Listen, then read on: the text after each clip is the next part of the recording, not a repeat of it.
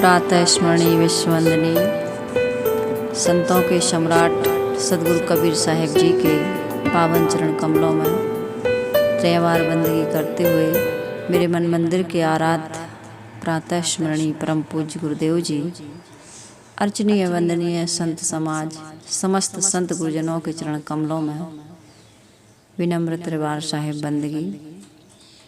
कबीर आश्रम देवरी चैनल से जुड़े हुए समस्त श्रोता बंधुओं को, माता बहनों को, नन्हे मुन्ने प्यारे प्यारे बच्चों को, आदरणीय बुजुर्ग दादा दादियों को, सभी को सुबह की हार्दिक शुभकामनाएं हैं। आज का दिन सभी के लिए सुखद एवं मंगलमय हो।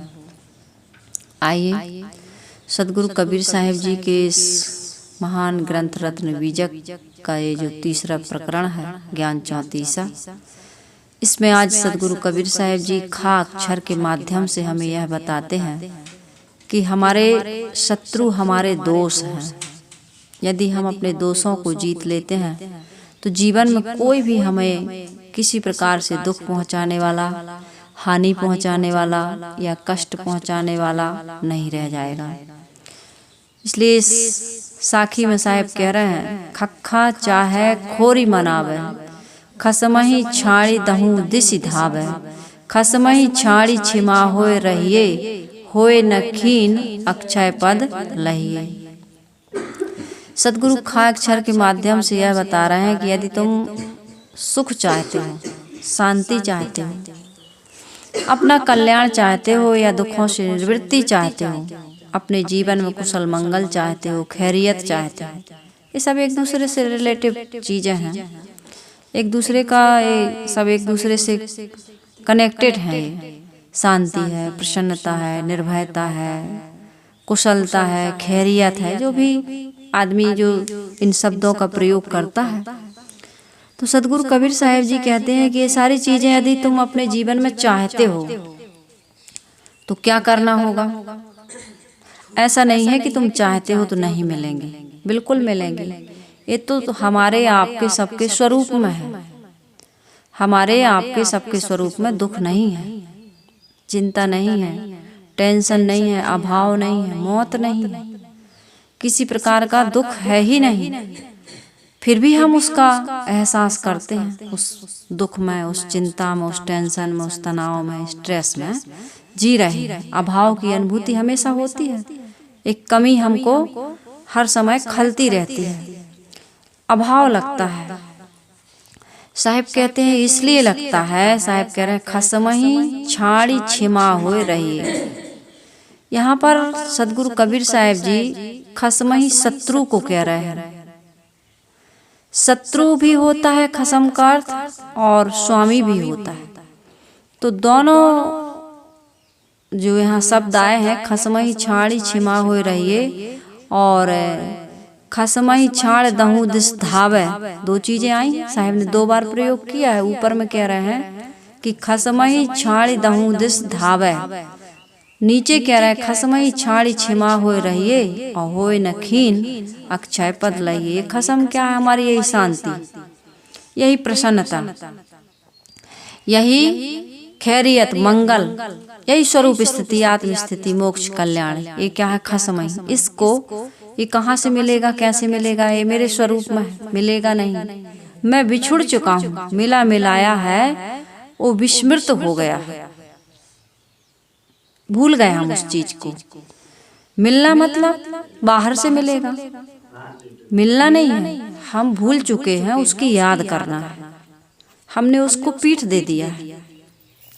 तो साहिब कह रहे हैं ये मिलेगा कैसे? तो साहिब यही बता रहे हैं कि खक्खा चाहे तो खोरी मनावे। खोरी कहते हैं हमारे जीवन के जितने भी दोष हैं, दुर्गुण हैं, बुराइयां हैं, उसको त्यागना होगा। बस इतना सा काम करना है। और यही आदमी के लिए बहुत बड़ा लग रहा है, कठिन लग रहा है। यही नहीं कर रहा है, बाकी और सब कुछ कर रहा है। पूजा कर रहा है, प्रार्थना कर रहा है, जल चढ़ा रहा है, नदियों में नहा रहा है, परिक्रमा लगा रहा है, सब कुछ कर रहा है, लेकिन अपनी बुराइयों को वो त्याग नहीं पा रहा है। और जबकि ये वो भूल चुका है कि ये बुराइयों को त्यागने के ही लिए किया जाता है। नदियों में नहाना, व्रत करना, उपवास करना, कथा सत्संग या सदग्रंथों का अध्ययन या इतना पढ़ना लिखना, अभी वो IIT बाबा जो पढ़ा लिखा हो अभय सिंह, कितना पढ़ा लिखा है, वो पढ़ने लिखने के बाद 30 लाख की मंथली पेमेंट नौकरी छोड़कर, है ना, वो यही बता रहा है कि मेरे जीवन में पैसे का अभाव नहीं था। तरह तरह की अफवाहें फैलाई जा रही हैं अभय सिंह के बारे में कि इनके पिताजी चुनाव में सब कुछ हार गए, या लड़की ने गर्लफ्रेंड ने इसको धोखा दे दिया, या इनके घर में लड़ाई होती थी, माता पिता की नहीं बनती थी, इसलिए मानसिक संतुलन खो दिया। कोई कहते हैं ड्रग्स लेता है, कोई कहते हैं नशा करता है, कोई कहते हैं पढ़ाई के कारण, कई कारण बता रहे हैं कि इसके कारण से इसका संतुलन बिगड़ गया। जबकि वो बता रहा है कितना खुश है वो लड़का, वो जीवन की हर सच्चाई के पहलू पर्त खोल खोल के बता रहा है कि नहीं, बाहर कहीं भी सुख नहीं। उतना पढ़ने के बाद जिस सैलरी, आदमी तो 20-25 हजार की नौकरी, 30 हजार, 50 हजार, 1 लाख की मान लो नौकरी मिल जाए तो उसको धरती पर नहीं, पैर नहीं टिकते उसके।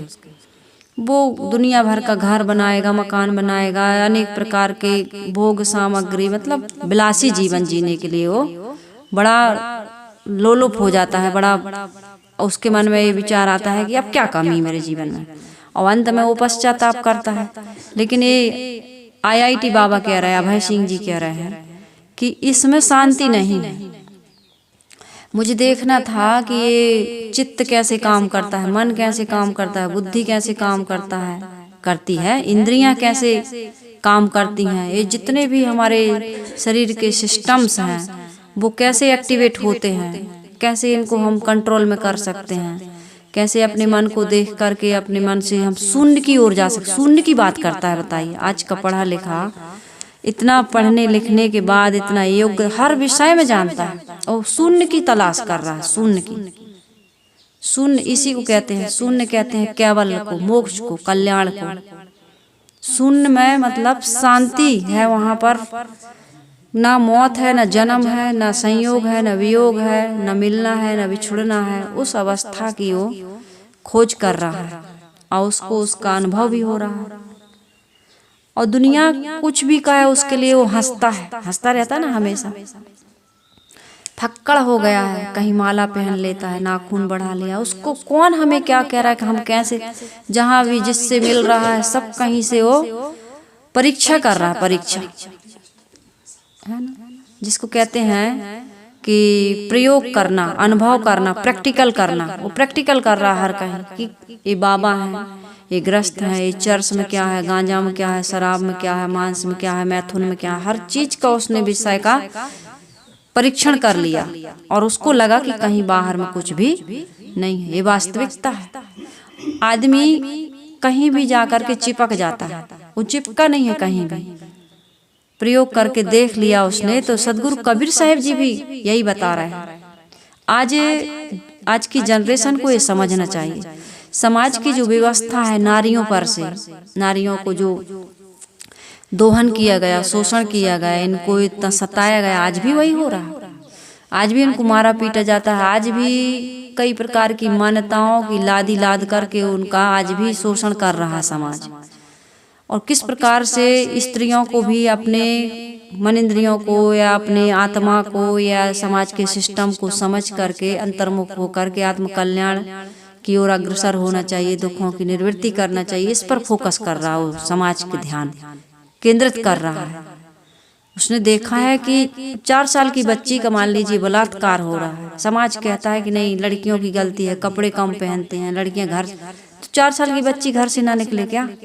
उसने कौन से कम कपड़े पहन लिए? तो इन सारी बातों को जो बता रहा है बिल्कुल सही बता रहा है। ये मनुष्य की गंदी, मतलब पुरुष की, समाज की, पुरुष का भी नहीं। आज आपके घर में लड़की पैदा हो जाए तो लड़की को आप जैसे जैसे बड़ी होगी आप यही समझाते हैं कि अरे पराए घर जाना है, कुछ सीख ले, शॉर्ट में बता रही हूँ। लेकिन लड़का को कोई नहीं कहता कि पराए घर की लड़की आएगी तू कैसे रखेगा उसको, कैसे उसके साथ व्यवहार करेगा, कैसे खुश रखेगा। अपने माता पिता परिवार को छोड़ के वो आएगी तो उसका ध्यान कैसे रखेगा, तू खुश कैसे रखेगा? उसकी जरूरतों की, उसकी इच्छाओं की तू कैसे पूर्ति करेगा? कुछ सीख ले।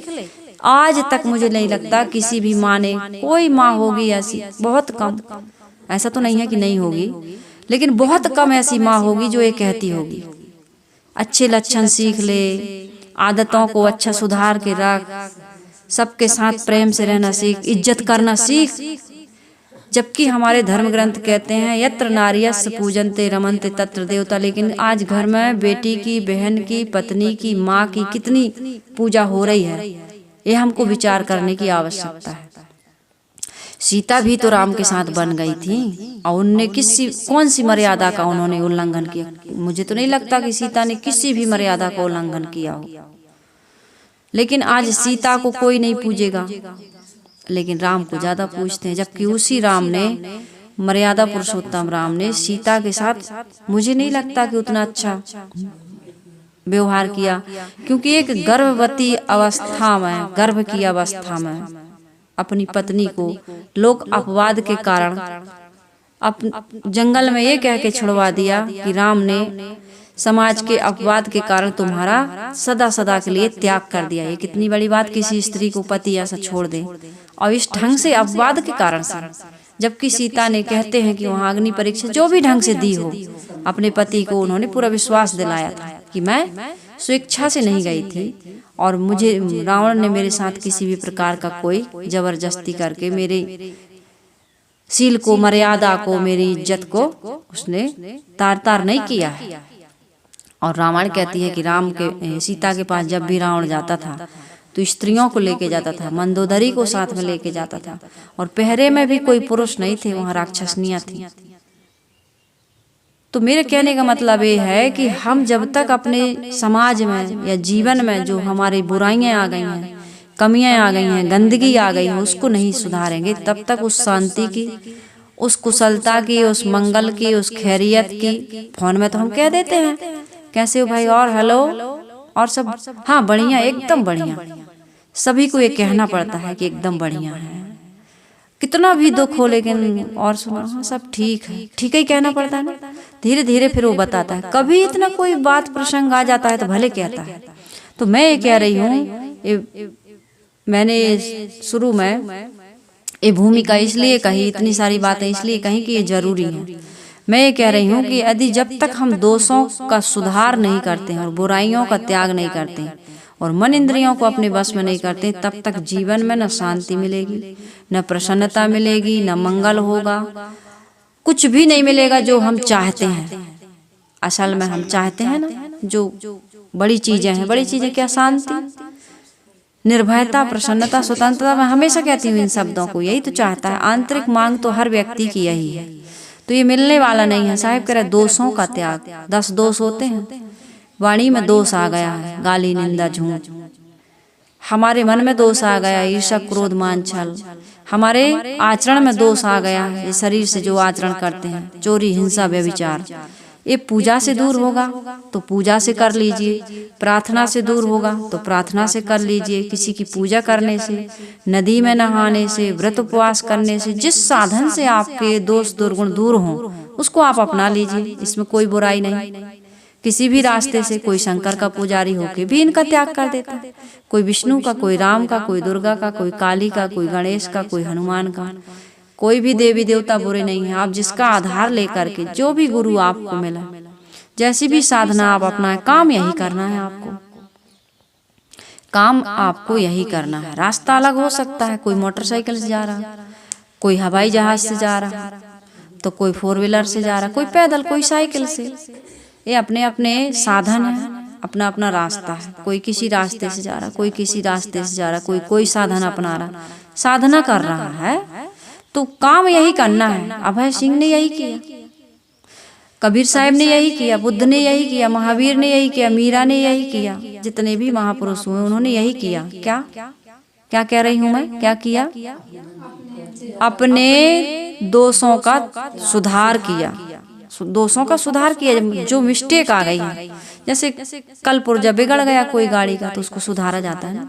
इसी प्रकार से हमारे मन में, इंद्रियों में और कर्मों में बुराई आ गई।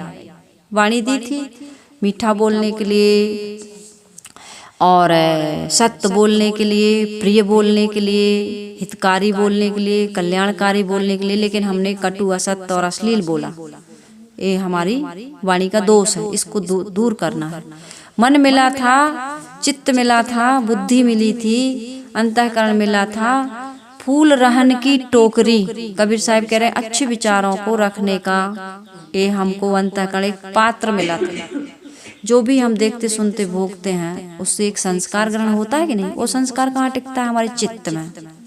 मन में यादगिरियां होती हैं, बुद्धि निर्णय लेती है कि अच्छा काम करो कि बुरा काम करो। ये सब संगति से होता है। बुद्धि गलत निर्णय भी देती है।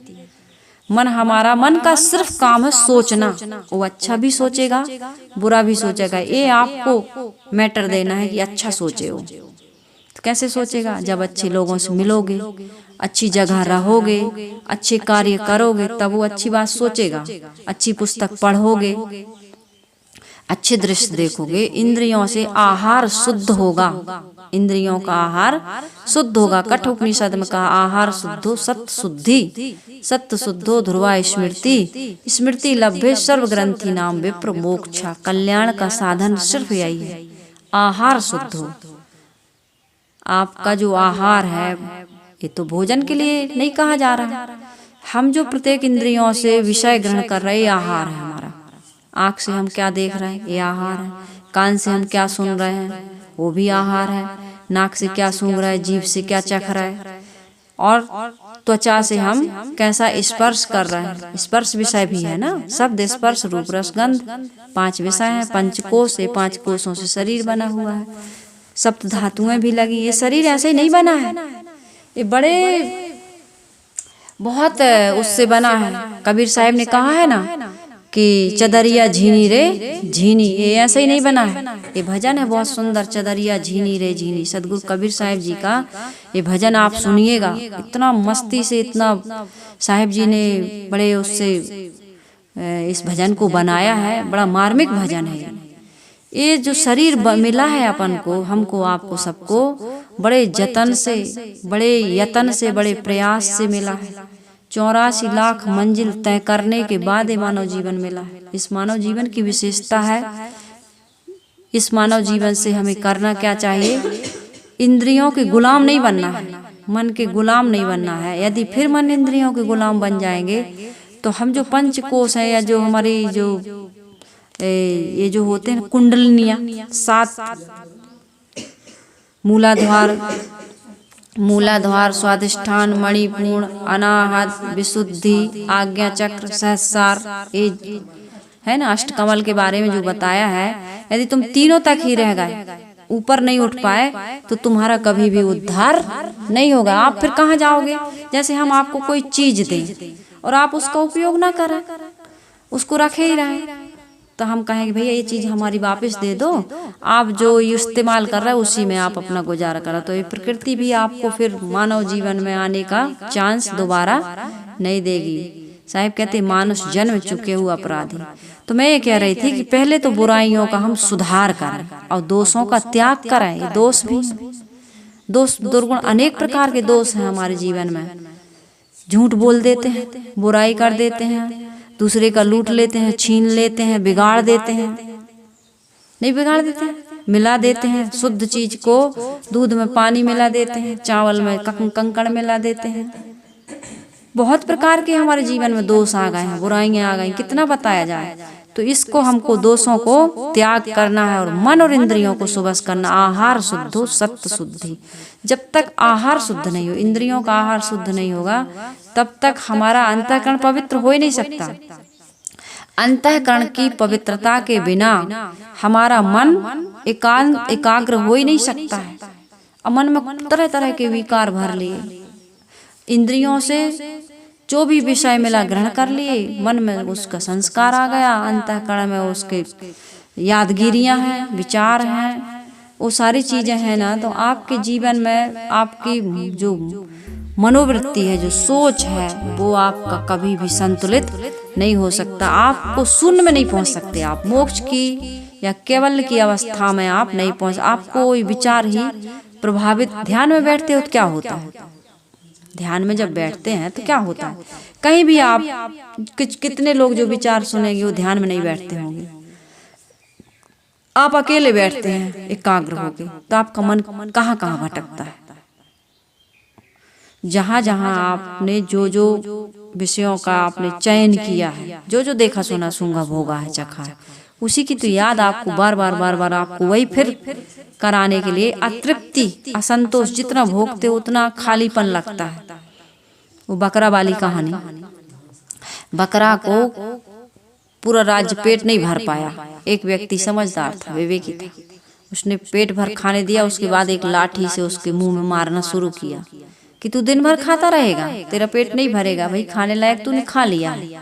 ऐसा नहीं है कि देखोगे नहीं, सूंघोगे नहीं, चखोगे नहीं, देखना सुनना सूंघना चखना सब पड़ेगा, लेकिन इनमें ताला लगा के नहीं रख सकते इंद्रियों को, है ना। सोचना विचारना भी पड़ेगा। अब तुम सोचो कि नहीं हम बिल्कुल कुछ भी ना सोचा, तो ऐसा तो हो ही नहीं सकेगा। जब तक हमारी जीवन यात्रा है, प्रारब्ध है, तब तक हमको इन इंद्रियों का व्यवहार लेना पड़ता है। तो देखना सुनना सूंघना सोचना बुरा नहीं है, 5 विषयों को आप जो ग्रहण कर रहे हैं वो बुरा नहीं है, लेकिन आप शुद्ध ढंग से नहीं ले रहे हैं, अशुद्ध ढंग। भोजन आप संतुलित करिए। आप संतुलित नहीं करते, या तो उपवास कर लेते हो या बहुत ठूस के खा लेते हो, तो आप बीमार हो जाते हो। और क्या खाना चाहिए, अपनी प्रकृति के अनुसार भी खाओ। सबके शरीर की प्रकृति अलग अलग होती है कि नहीं होती है। तो अपने मन के स्वभाव को समझो कि तुम्हारे अंदर क्रोध ज्यादा है कि लोभ ज्यादा है कि मोह ज्यादा है कि ईर्ष्या ज्यादा है कि कपट ज्यादा है कि तुम झूठ ज्यादा बोलते हो कि क्रोध क्या क्या करते हो। इसको आपको अपने जीवन के बारे में समझना होगा, समझ करके उस पर काम करना होगा, तब आपका जीवन सुंदर बनेगा। तो इसलिए साहब कह रहे हैं कि तथाकथित धार्मिक गुरु लोग मोक्ष के जो सस्ते सस्ते नुस्खे बांटते हैं, सारी बुराइयां केवल छूमंतर से समाप्त हो जाएंगी, मोक्ष मिल जाएगा। ये बात का सदगुरु कबीर साहब जी खंडन करते हैं। वे साधकों को भ्रम में नहीं डालते। वे यह कहते हैं कि किसी को धोखा नहीं देना चाहिए इस प्रकार की अफवाह फैला करके कि यहाँ हम अभी दर्शन करा देते हैं, अभी दुख दूर कर देते हैं, अभी आपको कल्याण और मोक्ष के निकट ले जाते हैं। सदगुरु कबीर साहब जी कहते हैं, भाई जब तक दोषों को नहीं त्यागोगे, मन इंद्रियों को बस में नहीं करोगे, तब तक हमारा आपका किसी का भी कल्याण होने वाला नहीं है। ये वास्तविकता है। साहब उसी के लिए कह रहे हैं कि यदि खक्खा चाहो तो खोरी मनाओ। सदगुरु कहते हैं कि यदि तुम आत्म कल्याण चाहते हो, अपना कल्याण चाहते हो, दुखों से निवृत्ति चाहते हो, तो मन इंद्रियों को बस में कर लो, बुराइयों को त्याग दो और दोषों को त्याग दो। बुराइयों का दोषों का जब तक त्याग नहीं करोगे, मन इंद्रियों को नहीं जीतोगे, तब तक आपको अपने अक्षय पद की आत्म शांति की प्राप्ति नहीं होगी। तुम क्या कर रहे हो, अपने खसम को छोड़कर, अपने चेतन स्वरूप को छोड़कर, अपनी आत्मस्थिति को छोड़कर, अपनी सुख शांति प्रसन्नता निर्भयता अपने अंदर बैठी है जो, ये सारे दुख कहाँ से आते हैं? अपनी दोषों के कारण। चोरी करते हो तो भय लगता है, व्यभिचार करते हो, कोई भी लड़ाई झगड़ा करते हो तो मन मलिन हो जाता है, मन में पश्चाताप का भाव आता है, ग्लानि होती है या भय आता है, तरह तरह के जो अपने मन में विचार उठते हैं, उससे बचना चाहते हो तो ये गंदे काम छोड़ दो। आपके अंदर में ही वो शांति और सुख का सागर लहरा रहा है। मैं इसको हमेशा बताती रहती हूँ। ये अनुभव करने एक बार इस पथ पर, इस रास्ते पर चल कर देखिए। आपको बाहर से कुछ नहीं पाना है, बस अपने जीवन में आचरण का सुधार करना है। समझ में आ रही ना बात? आचरण का सुधार जिस दिन कर लेता है जो भी व्यक्ति, उसको अपने आप में ही शांति मिल जाती है। बाहर कहाँ शांति है बताओ? इस प्रकृति में, प्रकृति तो मौन शांत होकर अपना काम कर रही है। प्रकृति में कोई अशांति थोड़ी है। यदि मनुष्य ना हो, जीव ना हो जिस जगह पर, वहां कोई अशांति नहीं। चिड़िया है तो चहक रही है ना। जितने भी जीव जंतु हैं वो क्रिया कर रहे हैं, अपना जीवन निर्वाह के लिए कुछ कर रहे हैं, और कितने तो मन के उद्वेग के कारण कर रहे हैं, है ना। तो यदि ये ना हो तो प्रकृति में बिल्कुल शांति है कि नहीं? हवा चल रही है भले, पेड़ पौधे हिल रहे हैं, वो हमें अशांत नहीं करते। लेकिन मनुष्य जहाँ रहता है सुबह से उठ के कहूँ लाउड स्पीकर चला देगा, कहीं बोलना शुरू कर देगा, कहूँ जो भी नित्य क्रिया करता है उसमें खटर पटर शुरू होती है कि नहीं होती है। अशांति, तुम अकेले हो तो शांत है, लेकिन एक से दो जहाँ हुए तो अशांति हो जाती है। तो इस प्रकार से साहब कह रहे हैं कि तुम्हारे ही अंदर में शांति है, तुम्हारे ही अंदर में प्रसन्नता है, निर्मलता है, निर्भयता है, लेकिन तुम उस खसम को यानी उस मालिक को, उस शांति सुख के स्वामी को छोड़ करके, अपनी आत्मा को छोड़ करके कहाँ जा रहे हो? दसों दिशाओं में भटक रहे हो। दसों दिशाओं में यही सब तीर्थ मूर्त, पेड़ पहाड़ पर्वत, देवी देवताओं के चक्कर में तुम बाहर बाहर भटक रहे हो। तो सदगुरु कबीर साहब जी कहते हैं कि यह मनोवृत्ति जो है अपने पति चेतन को छोड़ करके, उसका स्मरण त्याग करके दसों दिशाओं में भटक रही है। चाहे जितना भटक लो, सारे ज्ञान विज्ञान का स्वामी तो हम ही हैं, हमारी आत्मा ही है, ये मनुष्य ही है, परंतु विषय मन स्वस्वरूप चेतन का स्मरण नहीं करता है, उसको छोड़ करके भटकता है। इसलिए साहब कह रहे भाई भटको मत।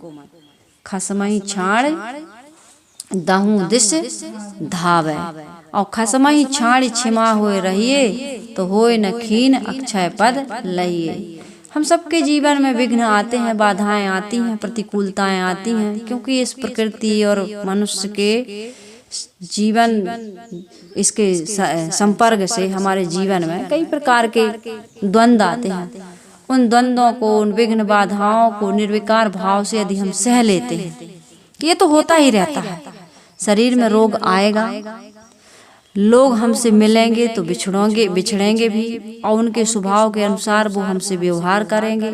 उस व्यवहार में कभी हमको सुख भी मिलेगा, कभी हमको दुख भी मिलेगा, कभी हमको लगेगा कि अनुकूल है, कभी हमको लगेगा कि प्रतिकूल है। ये सारी चीजें हमारे जीवन में ये आती रहेंगी। इसमें हमको उद्वेगित, आंदोलित या प्रभावित नहीं होना है। ये संसार का स्वभाव है, दिन निकलेगा, अस्त भी होगा, छह ऋतुओं का परिवर्तन भी होगा। मनुष्य मिलेंगे तो उनके व्यवहार से हमारे स्वभाव, हमारे मन के अनुसार तो सारा आचरण करेंगे नहीं, तो ये सारे द्वंद्व आएंगे ही नहीं आएंगे। शरीर है तो रोग व्याधि है, सब चीजें लगी रहेंगी, अनुकूलता प्रतिकूलता, दुख सुख हानि लाभ।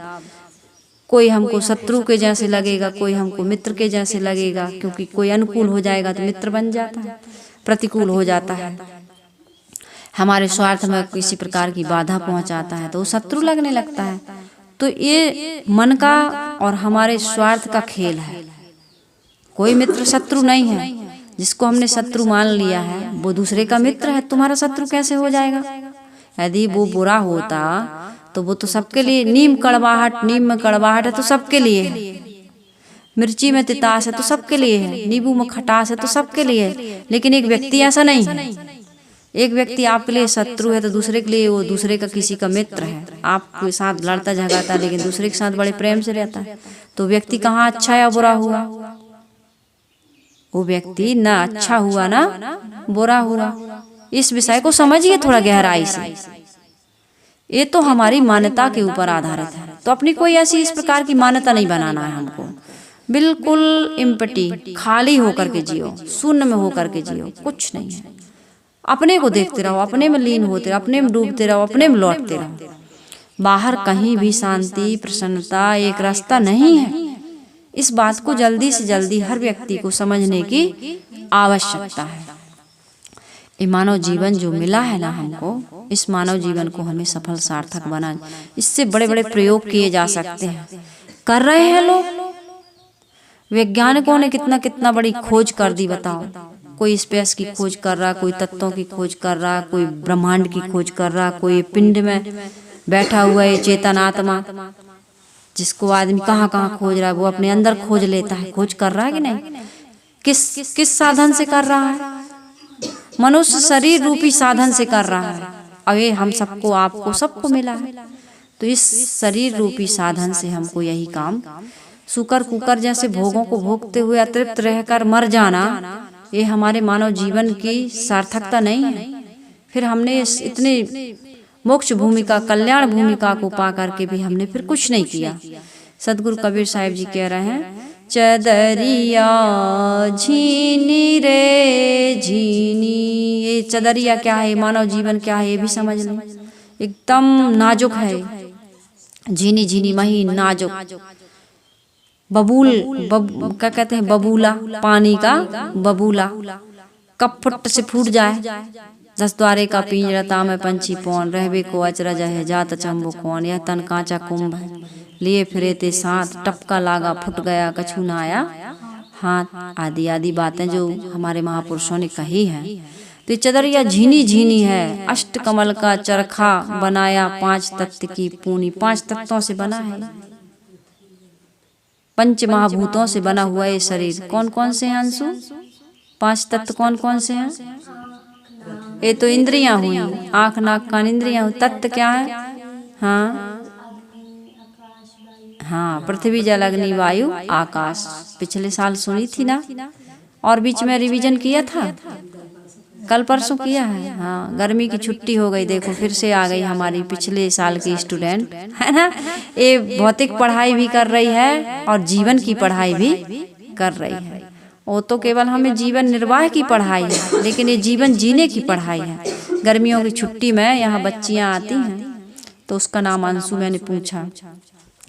तो अष्ट कमल हमारे यहाँ 8 चक्र हैं, इसमें 8 प्रकार के चक्र हैं हमारे शरीर में। इन सभी चक्रों को हमको जागृत करना है ना। सब चक्रों का अलग अलग काम है। साहिब कह रहे हैं 9-10 मास बुनन को लागे। कितने महीने लगते हैं? किसी को 9 और किसी को 10 भी लग जाते हैं। कितनी माताओं को बच्चे 10 महीने में होते हैं, कितने को 8-7 में, 8.25 में हुआ कल, है ना। 8 महीने 15 दिन, कितनी माताएं भूल जाती हैं। ऐसे भी रहता होगा, तब तो कह रही है कि हमें 15 दिन पहले हो गया बच्चा। तो यहाँ ये बता रही हूँ कि 9-10 मास बुनन को लागे। और मूर्ख ने क्या किया? मूर्ख मैली कीनी चदरिया झीनी रे। ये बहुत बड़ा हमारा दुर्भाग्य है कि हम अपनी ही वस्तु को मैला कर देते हैं, अपनी ही वस्तु का हम दुरुपयोग कर देते हैं, इसलिए अपना जीवन दुखी होता है, दूसरे का थोड़ी होगा। जब अपनी वस्तु को हम बिगाड़ेंगे तो नुकसान किसका होगा? स्वयं का होगा। तो यहाँ साहिब कह रहे हैं चदरिया झीनी रे झीनी, राम नाम रस भीनी, चदरिया झीनी रे झीनी। अष्ट कमल का चरखा बनाया, 5 तत्व की पूनी, और 9-10 मास बुनन को लागे। अरे मूर्ख मैली की नहीं, मैली नहीं करना है, इसके दाग को धोना है। यदि लग गया है, बचपन से नहीं आई समझ, ऐसे नहीं मिली संगत, तो धोने का काम करना है, मैला करने का नहीं। जब मोरी चादर बन घर आई, तो ये चादर जैसे ही जन्म हो क्या करना चाहिए? चादर बन के आई तो उसको रंगरेज को दिया जाता है, जो रंग पेंट करता है। यहाँ भी हमें हमारी जब चादर बन के तैयार होती है तो एक गुरु को समर्पित किया जाता है, जो केवल भौतिक ज्ञान देता है। वो घर के लोग समझदार होते हैं, राम के घर के हों चाहे कृष्ण के घर के हों, उनके घर के समझदार थे कि गुरुकुल भेज दिया बच्चों को। और पहले के गुरुकुल ऐसे थे, आज के गुरुकुल तो ऐसे है नहीं। तो आज के स्कूल ऐसे नहीं है, तो क्या करते हैं लोग? ट्यूशन लगाते हैं, कोचिंग लगाते हो कि नहीं लगाते? तो इसी प्रकार आज के तो गुरुकुल ऐसे है नहीं, आज के तो स्कूल ऐसे है नहीं। आज ऐसे गुरु नहीं मिल रहे हैं, तो क्या करना चाहिए? माता पिता को अलग से कोचिंग देना चाहिए। कौन सी कोचिंग? संत गुरु को बुलाना चाहिए, या अपने बच्चों को गर्मियों में, लड़के हैं तो संतों के आश्रम में भेज दो, लड़कियां हैं तो साध्वियों के आश्रम में भेज दो। वहां पर कोचिंग मिलेगी, ट्रेनिंग मिलेगी। इस चादर को, शरीर रूपी चादर को अच्छा रंग देंगे, अच्छे से रंगेंगे। क्या? भक्ति का रंग देंगे। रंग दे प्रभु ज्ञान के रंग में काया। एक काया ज्ञान के रंग में हमको रंगवाने के लिए कहाँ जाना पड़ेगा? या तो रंगरेज के पास जाना पड़ेगा, या उनको बुलाना पड़ेगा। बुलाओगे तो कितने दिन रखोगे? संत गुरु आपके यहाँ ज्यादा दिन रहने वाले नहीं है। वो अपना घर छोड़ के आ गए, तुम्हारे घर कैसे रहेंगे वो? उनको ये घर वाला, गृहस्थी वाला वातावरण पसंद होता तो घर में न रहते हो, अपना घर बसाते। तो आप उनको अपने घर में ज्यादा दिन नहीं रख सकते। बच्चों को पढ़ाना भी जरूरी है। इसलिए गर्मियों की छुट्टी में, मुझे समझ में आ रहा जितना मैं बता रही हूँ, है ना, तो समय समय से पढ़ाई के साथ साथ बीच में भी ले जाइए। ये गर्मियों बस की छुट्टी में ले जा करके आपकी पूर्णता नहीं होने वाली जीवन की। साहिब कह रहे जब मुर चादर घर बनाई, रंगरेज को दीनी, और ऐसा रंग रंगा रंगरेज ने की लालों लाल कर दीनी। चदरिया झीनी रे झीनी। लाल रंग बड़ा पसंद होता है ना। लोगों को लाल रंग पसंद आता है। सूर्य निकलता है, अभी देखो तो कैसा दिखेगा आपको। तो ये लालो लाल कर देनी, यानी कि ज्ञान से रंग गए हम, भक्ति से रंग गए हम, विवेक विचार से रंग। अब हमारे जीवन में ये बहुत बड़े हथियार हैं, ढाल है। ज्ञान विवेक वैराग भक्ति के बिना हमारा जीवन सुंदर सुव्यवस्थित आकर्षक नहीं बन सकता है। चादर ओढ़ शंका मत करियो, ये शरीर मिला है तो पा करके ये संदेह में मत रहियो। किस संदेह में कि हमेशा रहेगा। साहिब कह रहे चादर ओढ़ शंका मत करियो, ये 2 दिन तुमको दीनी, लेकिन मूर्ख लोग भेद नहीं जाने, दिन दिन मैली की। ये समझते हैं ऐसे ही रहेगा। पियो बीड़ी, खाओ मुर्गा, है ना। 2 बोतल, 1 बोतल में काम नहीं, 2 बोतल चढ़ाओ। अभी देखना आज शिवरात्रि है, कितना भांग घोटेंगे लोग। देवी देवताओं को भांग वाला बना दिया, शराब वाला बना दिया, धतूरे वाला बना दिया। आदमी की सोच ने आज खूब भंगिया, भोला भंगिया का कैसे कैसे भजन गाना चलते। मैं तो कभी थोड़ा बहुत सुनती हूँ, याद नहीं होता ये चीजें, क्योंकि माइंडली नहीं लेती। हाँ, भोला नहीं माने रे नहीं माने, मचल गए भंगिया। ले भोला भंगिया मचल गए और फिर नाच रहे हैं शंकर जी, खूब चल रहा है, पी रहे हैं शंकर जी, नशे में है। तो यहाँ पर सदगुरु कबीर साहिब जी कह रहे हैं कि संदेह हो जाता है लोगों को, अरे अभी थोड़ी मरेंगे। और साइलेंट अटैक में सियाने सियाने नहीं मर रहे, जवान ही जवान जा रहा है। हम और आप कभी भी मर सकते हैं, या एक दिन मरेंगे ही। और दाग लगा के मर गए तो फिर पशु की खानी में जाकर के उस छुड़ाओगे, सांप बिच्छू बन जाओगे, छुड़ाओगे, वहां छूटेगा दाग। दाग तो यही छूटेगा मानव जीवन में आकर के। ध्रुव प्रहलाद सुदामा ने ओढ़ी, सुखदेव ने निर्मल कीन्ही, और दास कबीर ने ऐसी ओढ़ी ज्यों की त्यों धर दीनी, चदरिया झीनी रे झीनी। ध्रुव प्रहलाद सुदामा सुखदेव सब ने ओढ़ी, सब ने ओढ़ ओढ़ करके निर्मल की। कैसे निर्मल की? विषयों का त्याग करके, मन में भक्ति और वैराग ला करके, जीवन आचरण को निर्मल पवित्र बना करके उन्होंने अपनी शरीर रूपी चादर को निर्मल किया, पवित्र किया। और दास कबीर सदगुरु कबीर साहिब जी कह रहे हैं कि भाई हमने तो ऐसी ओढ़ी कि ज्यों की त्यों धर दीनी, चदरिया झीनी रे झीनी। हमको भी ऐसे ही जीवन जीना चाहिए, मरते समय ये न लगे। कहते नीति में कहा है ना कि दिन भर ऐसा काम करो कि खाट पर शाम को जब जाओ तो फट से नींद आ जाए, न लगे कि यार आज हमने सुबह या दोपहर या शाम को ऐसी गलती की। आदमी करके पश्चाताप करता है, बिना विचारे जो करता है वो पश्चाताप ही करता है। तो विचार करके, विचार पूर्वक, समझ पूर्वक करो।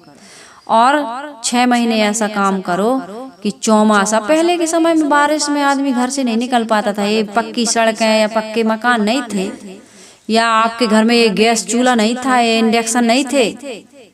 आदमी को 4 महीने का पूरी व्यवस्था करके घर में रखना पड़ता था। 6 महीने ऐसा काम करता था, घर चूहे ना, पहले ही घर शुद्ध। अब तो तुमको कोई चिंता नहीं है, लेंटर वाला है तो चूने का या कुछ। आदमी गर्मियों में ही अपने घर को कहीं बंदर आ गया या कुछ भी हवा में या अंध में हो गया तो आदमी 4 महीने की व्यवस्था पहले घर को साफ करता था, टटियाँ बनाता था, परछट्टी कहते थे, है ना, परछट्टी बनाता था, पानी हमारे घर के अंदर ना आए, बोझेरा में लकड़ी कंडा राशन सब कुछ व्यवस्थित कर लेता। तो 6 महीने ऐसा काम करो कि चौमासा सुखपूर्वक बीते। जवानी में कोई ऐसा काम ना करो कि बुढ़ापा में आपको पश्चाताप करना पड़े, और जीवन भर कोई ऐसा काम ना करना कि मृत्यु वेला में आपको ये लगे कि अरे बड़ा गलती हो गई, धोखा खा गए, भजन नहीं किए, पवित्र कार्य नहीं किए, दान पुण्य नहीं किए, सेवा सहयोग नहीं किए, संस्कार अच्छे नहीं बनाए, ऐसा पश्चाताप ना हो। तो इसलिए साहिब कह रहे हैं कि भाई दास कबीर ने ऐसी ओढ़ी ज्यों की त्यों धर दीनी, चदरिया झीनी रे झीनी। इस भजन को सुनिएगा आप लोग, यूट्यूब में मिल जाएगा। तो तुम अपनी कमजोरियों को, बुराइयों को, इंद्रिय लंपटताओं को, मन की चंचलताओं को छोड़ दो। साहिब यही कह रहे हैं, सभी महापुरुष यही कहते हैं। सब अभी का आज का लड़का अभय सिंह ये कह रहा है, IIT बाबा ये कह रहा है कि दोषों का त्याग करो, अपने को कंट्रोल करो। भाई कंट्रोल करो बोल रहा है। कंट्रोल नहीं करोगे शून्य तक नहीं पहुंच पाओगे, शांति नहीं मिलेगी, ये मानव जीवन सफल सार्थक नहीं होगा। कब तक पड़े रहोगे इस दलदल में? ये दलदल ही है। इसमें जितना भोगते हो, दलदल कैसा होता है? दलदल होता है कि जितने हाथ पैर चलाओ आप उतने नीचे धंसते जाते हो। ऐसा मैंने सुना, भाई अनुभव तो नहीं किया है दलदल का, लेकिन भोगों के बारे में हम और आप सब जानते हैं। जितनी बार आप जो भी भोग प्रिय है उसको भोगोगे उतनी ज़्यादा इच्छा प्रबल होती जाती है, संस्कार आपका मजबूत होता जाता है। तो यहाँ पर साहब यही बता रहे हैं कि पतन होने का कारण क्या है? पतन होने का कारण है हमारे दोष, हमारे दुर्गुण, हमारी बुराइयां, हमारी कमियां। ये मानव जीवन में ऐसा हमको नहीं करना चाहिए। ये मानव जीवन जीतने के लिए मिला है, हारने के लिए नहीं मिला है। एक एक कमी पर हम अपने जीवन को हार जाते हैं। हम अपनी बुराइयों के, दोषों, दुर्गुणों के गुलाम बन जाते हैं और जीवन भर बने रहते हैं। ये विचार की बात बताइए। मनुष्य को अस काज कठिन जग माही, और जो नहीं होए तात तुम पाही। आपन तेज समारो आपे, तीनों लोग हाँपते कांपे। तुम कितने महान हो। हनुमान जी को जब जामवंत जी मिले तो कहा, अरे हनुमान मुंह लटकाए बैठे हो तुम, गर्दन झुका के बैठे हो तुम तो बचपन में ही सूर्य को निगल गए थे। तुम उठो, इस समुद्र को तुम लांघ सकते हो। हनुमान जी को याद आई अपनी शक्ति की, उन्होंने बढ़ाई काया। और रामा ने कहती है कि एक ही छलांग में समुद्र को, उस समुद्र को पार नहीं किए हैं वो। हाँ, वो सीता को पता नहीं लगा। ये सब चीजें रूपकों में लिखी गई हैं। शांति रूपी सीता है ना, और ये बुद्धि रूपी हनुमान। बुद्धि हमारी कुंठित ना हो। हमारी बुद्धि में ये निश्चय हो गया है कि हम विषयों का त्याग नहीं कर सकते, हम नहीं जीत सकते अपनी आदतों को, बुराइयों को, कमियों को। ये बैठ गया, हमारी बुद्धि ने ये निर्णय ले लिया है कि हम नहीं कर सकते इसको। मन तो कहता है ना कि अच्छा आज के बाद नहीं करेंगे काम, कहता है ना मन, लेकिन बुद्धि कहती नहीं यार, नहीं हो सकता है।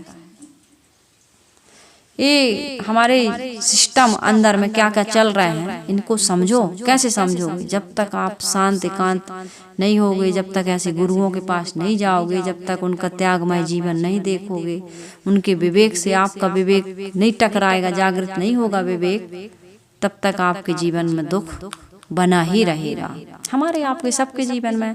इसलिए हमारे गुरुदेव जी का एक भजन की पंक्ति है कि यदि सुख चाहते अभिचल, यदि सुख चाहते अभिचल, तो निज तन मन वचन वश कर। और लखे अभिलाष निज दुर्गुण, लखे अभिलाष निज दुर्गुण, तभी मन शांति आती है। बिना सद आचरण धारे न कथनी काम आती है।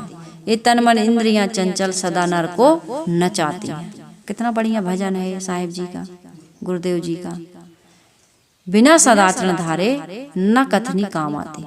यदि आप सद्गुणों को, सदाचरण को धारण नहीं करते हो, जीवन में दोष दुर्गुणों को त्याग नहीं करते हो, तो ये ज्ञान काम आने वाला, ये जानकारी से जीवन का दुख दूर होने वाला नहीं है। इसलिए क्या करो, यदि सुख चाहते अभिचल, तो निज तन मन वचन वश कर। लखे अभिलाष निज दुर्गुण, अपने दुर्गुणों को जब तक नहीं लखोगे, नहीं देखोगे, ग्लानि पूर्वक इनका त्याग नहीं करोगे, तब तक शांति नहीं आएगी। तो भाई वही पुनरावृत्ति है, बार बार वही बात दोहराई जाती है, वही बताया जाता है। जब तक हम इस काम को नहीं करेंगे, एक अभ्यास है, इन बातों को जब तक हम बार बार नहीं सुनेंगे, सुन करके जीवन में हम किसी प्रकार का परिवर्तन अच्छे की ओर अग्रसर नहीं होंगे, तब तक हमें संतोष मिलने वाला नहीं है। हमारे जीवन में अमृत पद की प्राप्ति नहीं हो सकती, हम आत्म विजयी नहीं बन सकते हैं। अक्षय पद, अमृत पद, मोक्ष पद, निर्वाण पद का रास्ता यही है कि दोषों का हम त्याग करें, सुबह मन और सुबह इंद्रियों वाले बने, सुंदर आचरण वाले हम बने, तभी हमारा ये जीवन सुंदर बन सकता है, मानव जीवन सफल और सार्थक हो सकता है।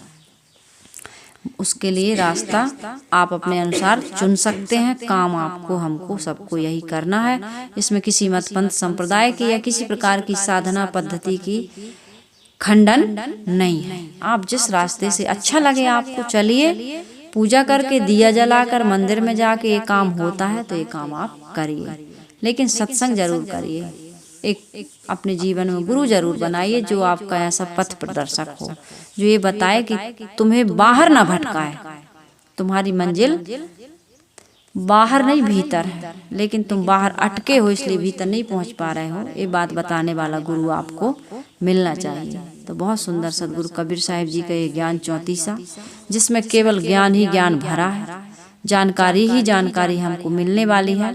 इस ज्ञान चौतीसा से आप जुड़ करके रहिए, बने रहिए इस चैनल से, और इस सदगुरु कबीर साहिब जी के ज्ञान को अपनाकर सुंदर जीवन जीकर शांति की अनुभूति करिए और मोक्ष कल्याण की प्राप्ति करिए। इन्हीं शुभकामनाओं के साथ मैं वाणी को विराम दे रही हूँ। आइए हम सभी लोग गुरु वंदना कर लेते हैं।